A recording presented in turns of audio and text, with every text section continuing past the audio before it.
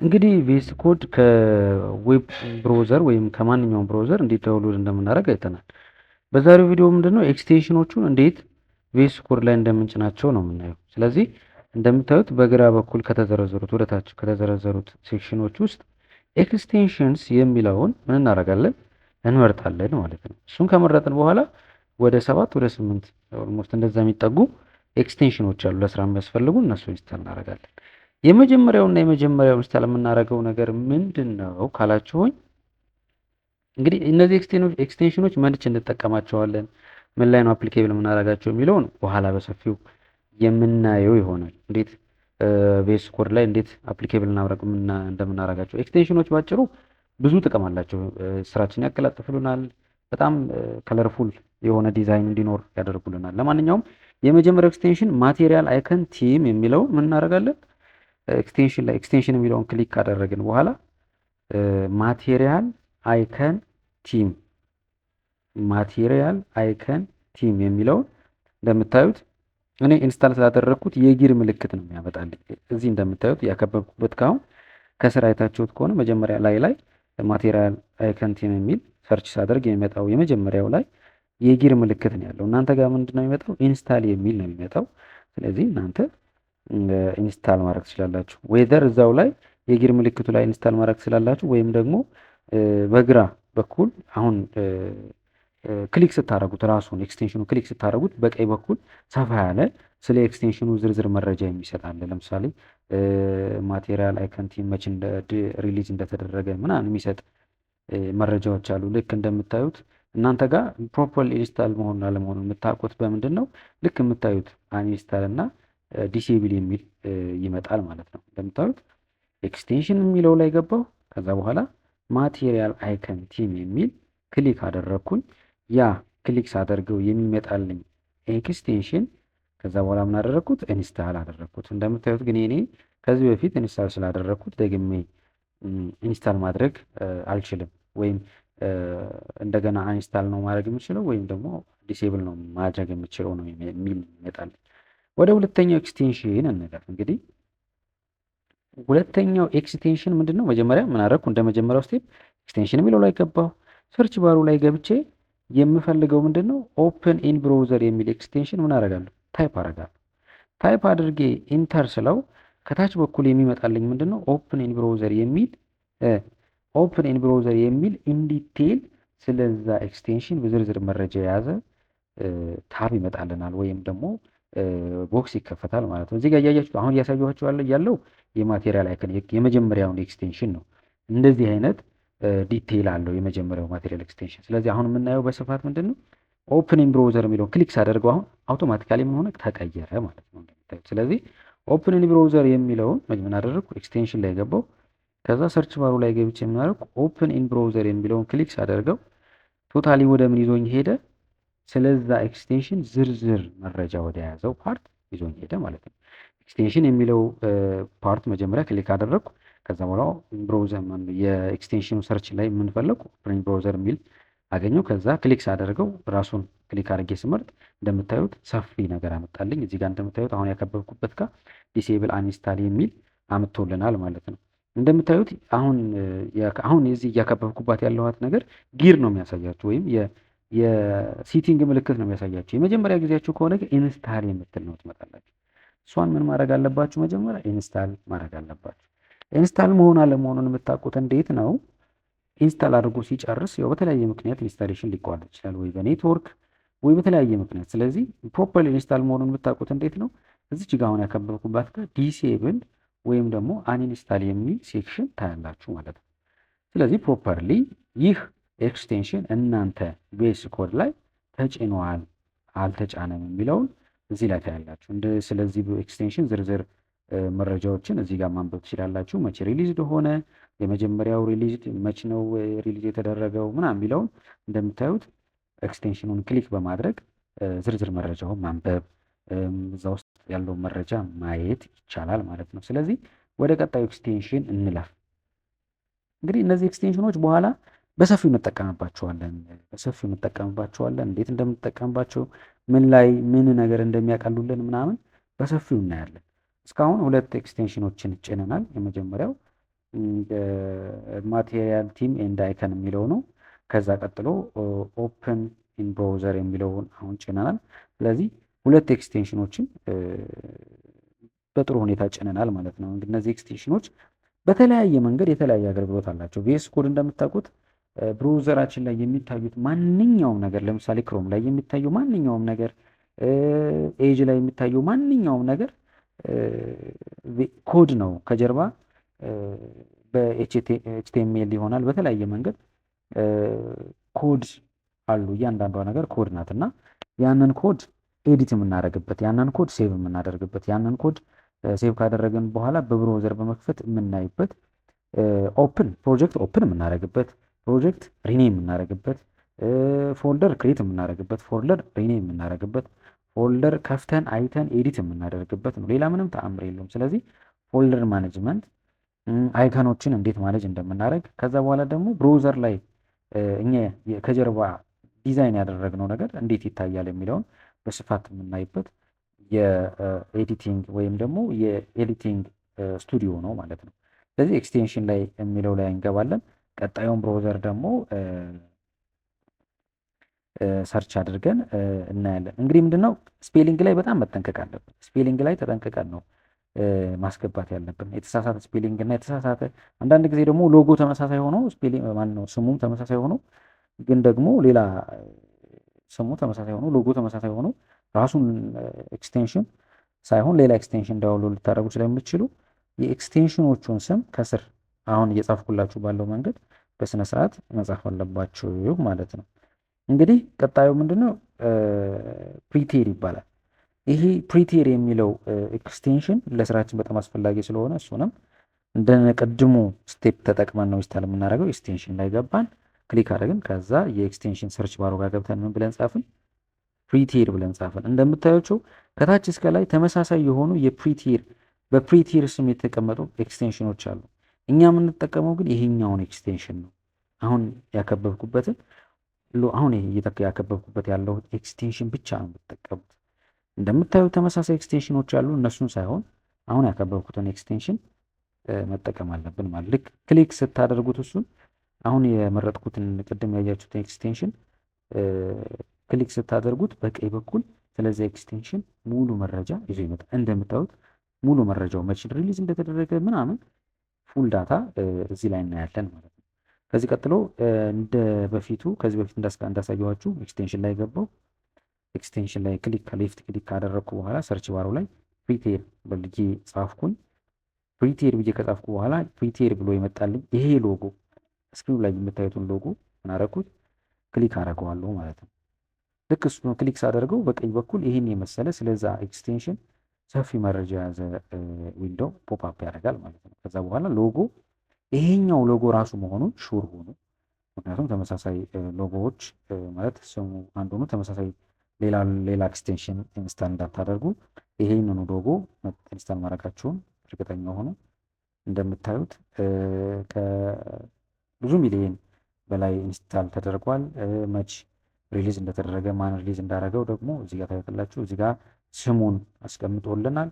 ስለዚህ ኤክስቴንሽን ፉል የሆነ ዳታ እዚህ ላይ ታገኛላችሁ ማለት ነው። በስፋት በጣም የምትፈልጉትን ኤክስቴንሽን ክሊክ እያደረጋችሁ እያያችሁ ዲቴይል እያነበባችሁ መች ሪሊዝ ሆነ መች ነው አፕዴት የተደረገው ምናምን የሚለውን ነገር እያያችሁ ኢንስታል ታደርጋላችሁ ማለት ነው። ስለዚህ ኢንስታል መሆን አለመሆኑን በምን እንደምታውቁት እዚህ ላይ ከፕሪቴር ከሚለው ከታች ዲሴብል የሚል እና ኢንስታል የሚል መምጣት አለበት ነው። ወደ ቀጣዩ ኤክስቴንሽን እንለፍ። ቀጣዩ ኤክስቴንሽን ምንድን ነው? ብዙ ናቸው። እንግዲህ ከነዛ ኤክስቴንሽኖች አለፍ አለፍ እያለን ነው ወደ እናንተ የሚጠቅመው በኋላ የምንጠቀምባቸውን እያስቀመጥን እናንተም እኔም በፕራክቲካሊ በኋላ ስናያቸው የምንጠቀምባቸውን ኤክስቴንሽኖች እያስቀመጥን ያለ ነው ማለት ነው። እንግዲህ እንደ ቅድሙ ተመሳሳይ ነው። አሁንም ኤክስቴንሽን ላይ ገባው። ከዛ ምን ጻፍኩኝ? ሰርች ባሩ ላይ አውቶ ሪኔም ታግ የሚለውን ሰርች ባሩ ላይ ምን አደረግኩ? ሰርች አደረግኩኝ።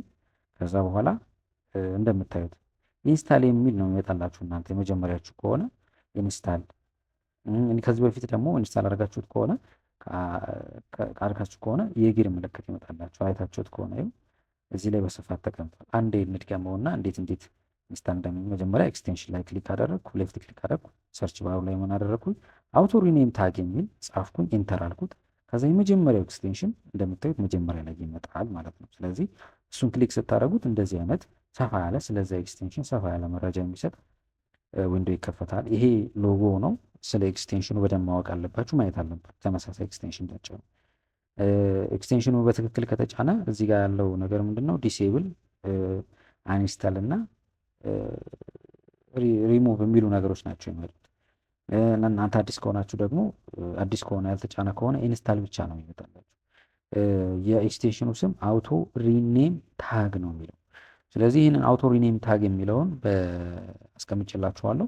እሱን ፔስት በማድረግ ሰርች ታደርጉታላችሁ። እዚህ ጋር እንደምታዩት መቼ የተጫነ፣ ስንት ሜጋባይት ነው፣ ማን የጫነው፣ መቼ ዓመተ ምህረት ነው ሞዲፋይ የተደረገው፣ መቼ ዓመተ ምህረት ነው ደግሞ ሪሊዝ የተደረገው የሚለውን በስፋት እዚህ ጋር ማየት ይቻላል ማለት ነው።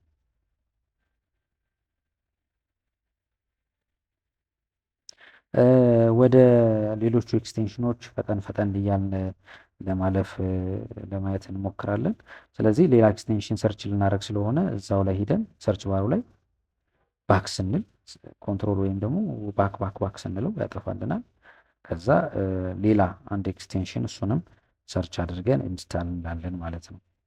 እነዚህ ኤክስቴንሽኖች በጣም ስራን የሚያቀሉ ናቸው። በጣም በኋላ ላይ በደንብ ስንጠቀምባቸው ታያቸዋላችሁ። ለስራችን ቤስ ኮድ ስናደርግ ኤችቲኤምኤል ላይ እያንዳንዱን ነገር ስንጽፍ ከጀርባ እንዴት ኤዲት ማድረግ እንዳለብን፣ እንዴት ቤስ ኮዱን ያማረ እንዴት እንደምናደርገው፣ እንዴት ስራችን እንደሚያቀልልን ያን ሁሉ ነገር በስፋት እዚህ ላይ እናያለን ማለት ነው። ስለዚህ እንደ ቅድሙ ምንድን ነው የምናደርገው? ኤክስቴንሽን የሚለው ላይ ክሊክ እናደርጋለን። ከዛ ሰርች በተኑ ላይ ገብተን ምን እናደርጋለን?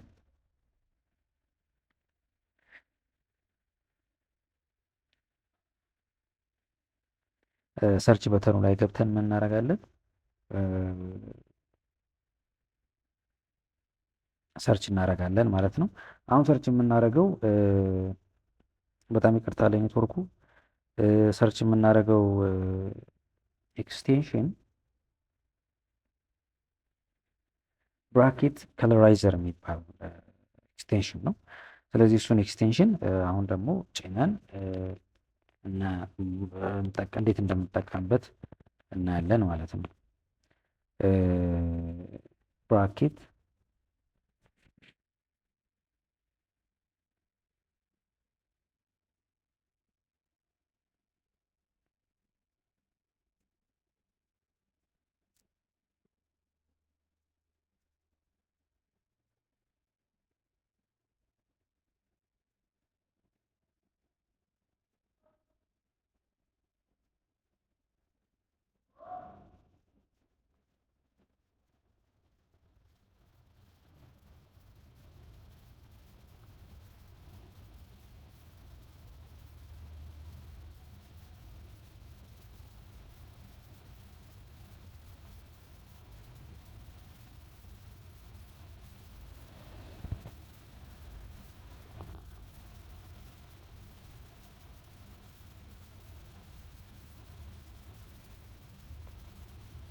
እንግዲህ ከዚህ በፊት የጫናቸውን ኤክስቴንሽኖች ለማየት ያክል ኦፕንን ብሮዘር የሚል አንድ ኤክስቴንሽን ጭነናል። ከዛ ቀጥለን ፍሪቲር የሚለውን ጭነናል። ከዛ አውቶ ሪኔም ታግ የሚል ጭነናል። ከዛ ቀጥሎ አሁን ደግሞ ሌላ አንድ ኤክስቴንሽን እንጭናለን ማለት ነው። እነዚህ ኤክስቴንሽኖች በጣም ጥቅም አላቸው። ጥቅሞቻቸውን ደግሞ በስፋት ወደፊት እናያለን። ስለዚህ አሁን አንዱን ኤክስቴንሽን እነዚህ ላይ ያሉትን በሙሉ ከጫነን ወይም መጫናቸውን ካረጋገጥን በኋላ እንደምታዩት ብራኬት ፔር ከለራይዘር የሚላል። ስለዚህ ብራኬት ከለራይዘር እንደምታዩት መጀመሪያ ኤክስቴንሽን ክሊክ አደረኩ። ሰርች ባሩ ጋር ገብቼ ብራኬት ከለራይዘር የሚል መረጥኩ። ወይም እሱን ክሊክ ሳደርገው በቀኝ በኩል እንደምታዩት ስለዚህ ኤክስቴንሽን ሰፋ ያለ መረጃ የያዘ ነገር ፖፕ አፕ ያደርጋል ማለት ነው።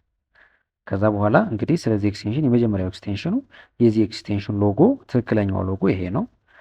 ከስር እንደምታዩት መች አንስታል መሆኑን እና እዚህ ውስጥ የተቀመጠውን መረጃ በስፋት እናያለን።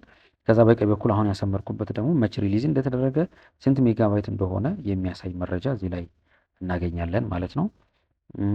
ከዚህ ባሻገር ያለው ስለዚህ ዲቴይል ነገር ለማንበብ እነዚህን ነገር እናንተ ቼክ አድርጓቸው። አሁን በጣም ግልጽ እየሆነላችሁ ይመስለኛል። በጣም ብዙ ነገር ግልጽ ሆኗል። ሌሎች ኤክስቴንሽኖችም አሉ። እነሱን ጊዜ ሳይሄድብን እነሱንም ለመጨረስ እንሞክራለን። ስለዚህ እነዚህ ኤክስቴንሽኖች በጣም አስፈላጊ ስለሆኑ በጣም እናንተም መጨነቅ አለባችሁ። መጫን አለመጫናቸውን በደንብ ቼክ ማድረግ አለባችሁ ማለት ነው።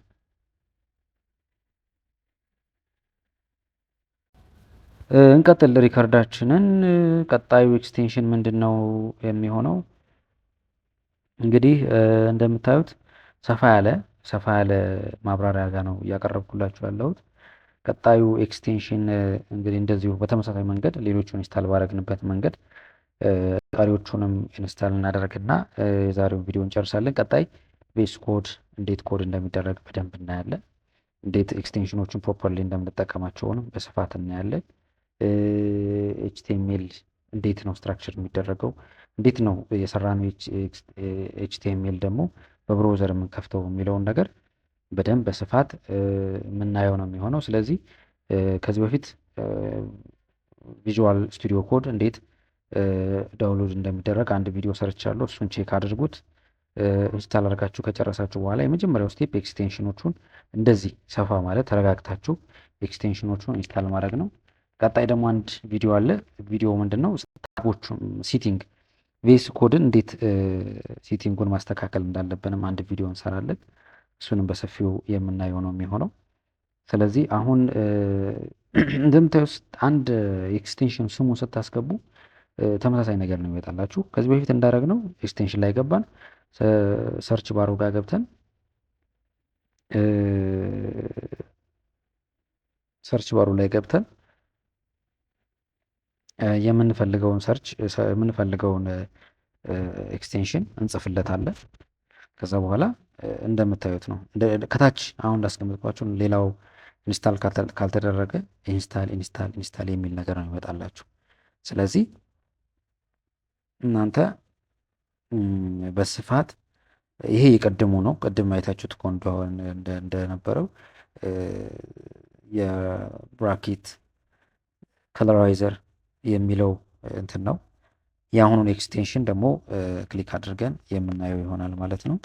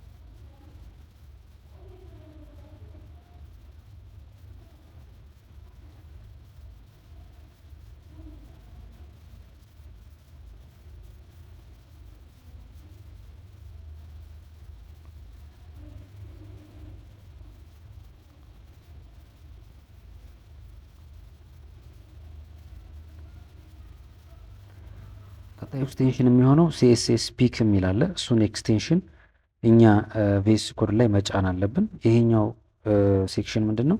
ሲኤስኤስ ፒክ ይባላል። የዚህ ኤክስቴንሽን ጥቅም በስፋት እናየዋለን። ልክ ኤክስቴንሽን የሚለው ሴክሽን ላይ ገብታችሁ ሰርች ባሩ ላይ ሲኤስኤስ ፒኢኢኬ ሰርች ስታደረጉት የመጀመሪያው እንደምታዩት ሲኤስኤስ ፒክ የሚል ይመጣል። ልክ እሱን ክሊክ ስታደረጉት በቀኝ በኩል ስለዛ ኤክስቴንሽን በስፋት የሚገልጽ መረጃ ይመጣል ማለት ነው። እንደምታዩት ከታች አሁን እያከበብኩባቸው እንዳለሁት ላይም ጊር ምልክት ያለችበት ላይ እናንተ የመጀመሪያችሁ ከሆነ ኢንስታል የምትል ትመጣላችኋለች። እሷን ምን ታደርጋላችሁ? ግዴታ ነው፣ ኢንስታል ታደርጓታላችሁ ማለት ነው። እሷን ኢንስታል አድርጋችሁ ነው ወደ ቀጣይ ስቴፕ የምትሄዱት። ምክንያቱም እኔ ጋር እንደምታዩት እዚህ ጋር ኢንስታል ስለተደረጉ እነዚህ ኤክስቴንሽኖች በሙሉ የጊር ምልክት ነው የሚመጡት። ይሄ ሎጎ ነው፣ ሲኤስኤስ ፒክ ይባላል። የዚህ ኤክስቴንሽን ሎጎ ይሄንን ይመስላል። ከዛ ቀጥሎ ዝርዝር መረጃውን እንደምታዩት በቀኝ በኩል አስቀምጦላችኋል። እናንተ በደንብ አንብቡት፣ እዩት፣ ምን እንደሚያገለግል ዲቴይል እዛ ኤክስቴንሽኑን በደንብ መረዳት ያስፈልጋል። እሱን እናንተ ሄዱበት። ሲኤስኤስ ፒክ ርዕሱ ነው። እኔም ከስር በጽሁፍ አስቀምጣላችኋለሁ። እዚህ ጋር እንደምታዩት ኢንስታል ከተደረገ ፕሮፐርሊ ዲሴብል አንኢንስታል የሚል ነው የሚመጣው። ካላረጋችሁ በተለያየ ምክንያት ኔትወርክ ቢቋረጥ ምናምን እዚህ ጋር ኢንስታል የምትል ሴክሽን ነው የምትመጣው፣ የምትል ቦታ ነው የምትመጣው። እዚህ ጋር እንደምታዩት ደግሞ መቼ ሪሊዝ እንደተደረገ ስንት ሜጋባይት እንደሆነ ያስቀምጥልናል ማለት ነው። ይሄ በጣም መሰረታዊ የሆነ ኤክስቴንሽን ነው። ዝርዝር ነገሮቹ እንደዚህ ገብቼ ኤክስፕሌን የማደርገው የሚጠቅም ነገር ስለሆነ ነው። ቀጣይ ሌሎችም ኤክስቴንሽኖች አሉ። እነሱን ፈጠን ፈጠን እያልን ለመጨረስ እንሞክራለን ማለት ነው።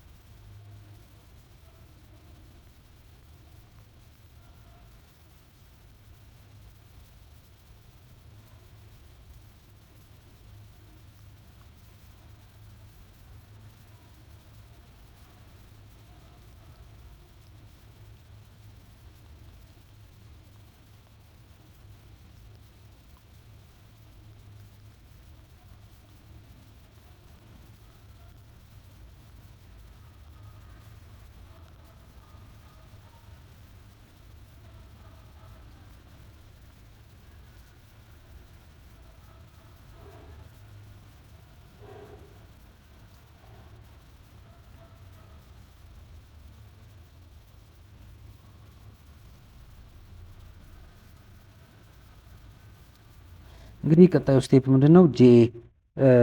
ጄኤስኤስ ስኒፕስ የምትል ስኒፕት እሷን ኢንስታል እናደርጋለን። እሷ ምንድን ነው? ጄኤስኤስኤን ጄፒኢኢቲ እሷን ኤክስቴንሽን ኢንስታል እናደርጋለን። እዚህ የምናገኘው ኤክስቴንሽን የሚለውን ክሊክ አድርገን ከዛ በኋላ ሰርች ባሩ ላይ ጄኤስኤስኤንአይፒፒኢቲ የሚል ኤክስቴንሽን እንጽፍለትና ኢንተር ስንለው የዚህ ኤክስቴንሽን ሙሉ መረጃ ይመጣልናል። ከዚህ ቀጥሎ ደግሞ አንድ ላይቭ ሰርቨር የሚል ኤክስቴንሽን አለ። በተመሳሳይ እስካሁን ባሳያችሁ መንገድ እሱንም ጫኑት። በቀጣይ ቪዲዮ እንገናኛለን ማለት ነው። ቪዲዮውን ጨርሱት። እኔ እንግዲህ ተመሳሳይ ስቴፕ ስለሆነ ቪዲዮውን እስከ መጨረሻችሁ ጨርሱት። እኔ ካሁኑ ልሰነባበት ማለት ነው። አመሰግናለሁ።